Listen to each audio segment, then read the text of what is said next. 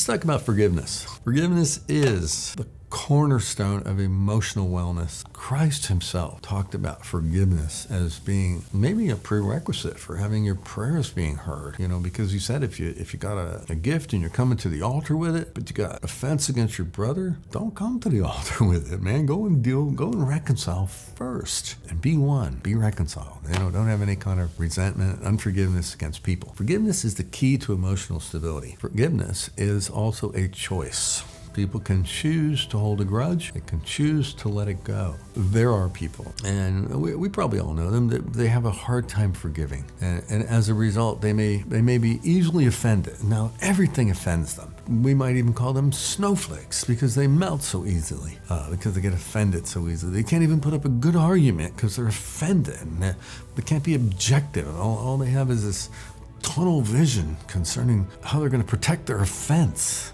Scary out there. However, forgiveness is a choice. Forgiveness is a great choice because that protects you.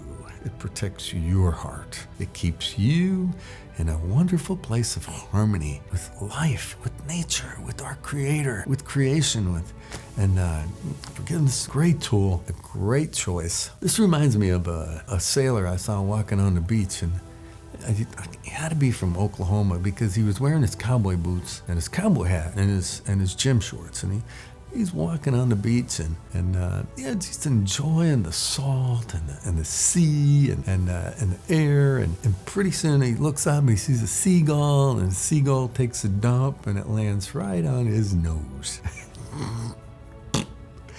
He looks up and he starts cussing in good old Navy cuss words, and he starts demanding that seagull come back here and wipe this up with his tail feathers, and he knew what he was doing, and he targeted him on purpose, and he's gonna come back and make this right. And he's yelling at the seagull, and the seagull acts like it doesn't even hear him. The seagull's not even aware it did anything wrong. The seagull flies off and he keeps the poop on his face, and he goes back to the barracks, and people are starting to avoid him.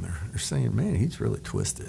I don't know what's wrong with him. He doesn't smell good either, And so after a day or so of that, he finally takes a long, hard look in the mirror, and he says, I guess that seagull ain't coming back, and what the heck? He might not even know what he did anyway, and I guess I'll just deal with this myself. And he chooses to forgive the seagull, and he wipes it off. And he lets it go. And when he does, the world suddenly looks better. It smells better. People treat him differently because he made a choice to keep the poop off his face. That's how it is with forgiveness.